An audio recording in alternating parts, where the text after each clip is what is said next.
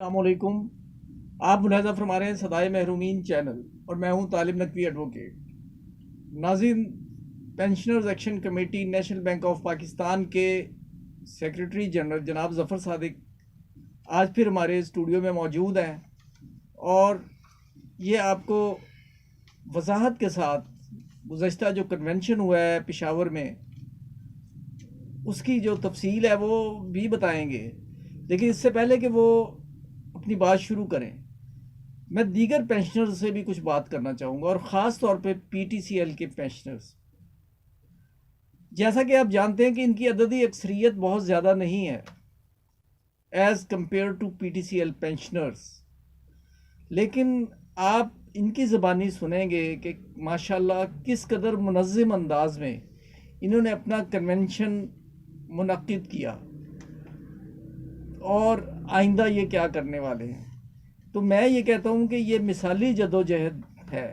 अगर इस तरह की जद्दोजहद मुनज़्ज़म होकर पीटीसीएल ने की होती तो 12(2) की एप्लीकेशन अपनी जगह, जो कि एक बिल्कुल सरासर नाइंसाफ़ी थी, इंतज़ामिया से ये जो अपने मकासद है वो हासिल कर चुके होते। लेकिन बहरहाल हम नेको बाद हजूर को समझाए जाते हैं।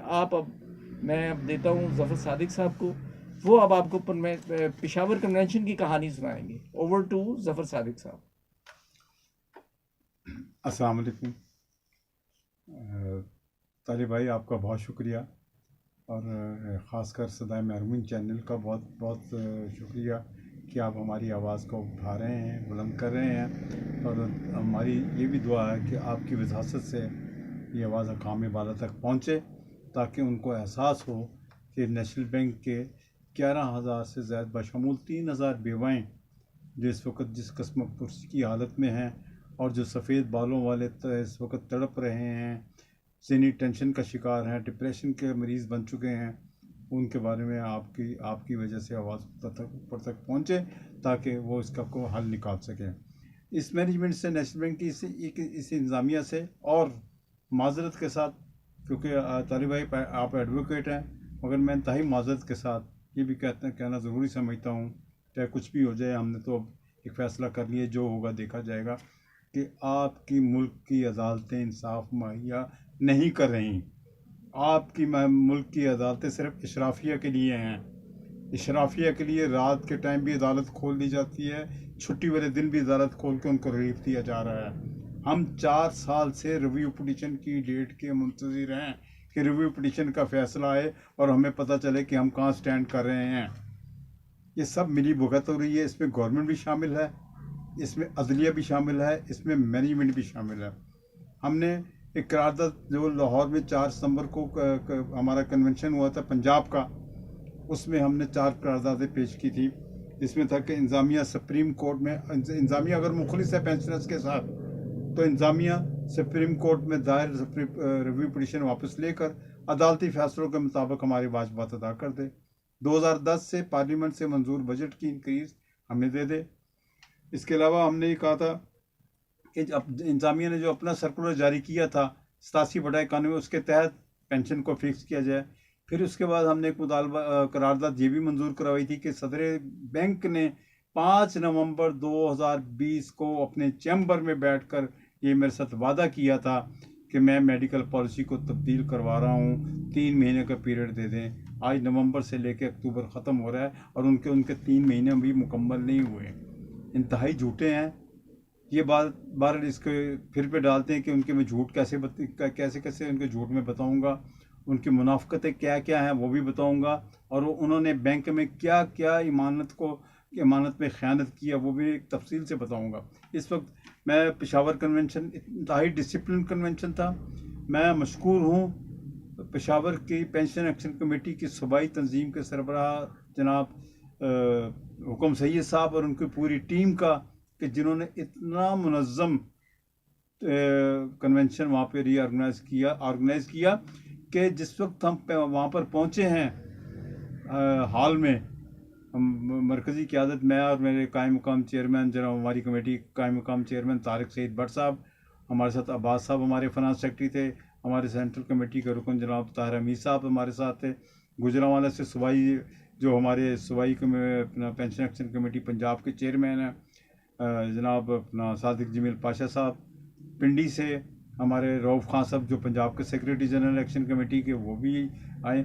तो यकीन कीजिए कि वहाँ पर इतनी तादाद हो चुकी थी कि हम हैरान थे कि ये हाल की क्या पोजीशन होगी। और वाकई ऐसे हुआ कि काफिला दर काफिले की सूरत में पेंशनर, ज़ईफ़ पेंशनर स्टिकें पकड़ी हुई हैं, कोई बेटा सहारा दे के ला रहा है, कोई सहारा दे कर ला रहा है, वो इतने मुनज़्ज़म तरीके से आए हैं। और हमने ये जो 4 करारदादें मैंने पढ़ी हैं, पेशावर कन्वेंशन में 5वीं करारदाद भी भरपूर अंदाज में बुज़ुर्गों ने, सफ़ेद बालों वालों ने, सफ़ेद दाढ़ियों वालों ने वहाँ पर पुरज़ोर अंदाज में इसकी तायद की है कि जनाब सदर बैंक और आरिफ उस्मानी और सोमरों के ख़िलाफ़ जो अदालत में केस है उनकी तैनाती के ख़िलाफ़, जब तक उसका फ़ैसला नहीं हो जाता और जब तक ऑडिटर जनरल पाकिस्तान की जो नेशनल बैंक की ऑडिट कर रहे हैं वो मुकम्मल नहीं हो जाती, इनको मुल्क से बाहर जाने से रोका जाए, इनका नाम ECL में डाला जाए। तो हमारा तो ये मुतालबा हमने मज़ीद नया किया है। उसके बाद हमने मैनेजमेंट को एक और बात कह दी है, हम बहुत तंग आ चुके हैं इनकी रोज़ रोज़ की ये जो नए बहाने, नए वादे कर रहे हैं। हमने मैनेजमेंट को वाजे कर दिया, सदर साहब को भी और चेयरमैन बोर्ड को भी, कि हम लाहौर में सदर बैंक साहब आपका और आपके चेयरमैन साहब का कोई भी ऑफिशियल मीटिंग लाहौर में आपकी नहीं होने देंगे। नोट कर लें, हम आपकी मीटिंग नहीं होने देंगे। और इससे बात को आगे बढ़ाएंगे कि अगर आपने फिर भी ना बात मानी तो लाहौर के अंदर किसी भी ग्रुप चीफ को RHQ की बिल्डिंग के अंदर नहीं घुसने देंगे। हम इससे भी आगे बढ़ना चाह रहे हैं। हम तो अभी सिर्फ हमने 29 सितंबर को लाहौर में कफन पोश एहतजाज किया है। हम कफन पोश जुलूस निकालेंगे, सड़कों पर लेट जाएंगे। हम इंटरनेशनल मीडिया को बताएंगे कि नेशनल बैंक एक पाकिस्तान का कौमी इदारा है, उसके सीनियर सिटीजन के साथ उनकी जो इंतजामिया वो क्या सलूक कर रही है। तो लिहाजा हम सदर साहब को कह रहे हैं कि सदर साहब अभी भी वक्त है, होश के नाखून ले लें, कानून को माने, पार्लियामेंट के अहकामात को माने।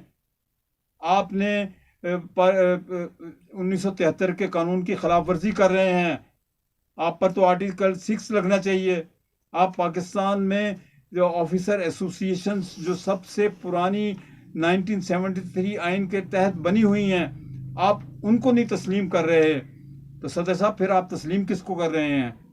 आप सिर्फ तस्लीम अपने उन लोगों को कर रहे हैं जो आपके साथ रंगरलियां मनाते हैं, या आपके साथ मिलकर झूठ बोलते हैं, या आपके साथ मिलकर इस बैंक का बेड़ा गर्क करने पर तुले हुए हैं।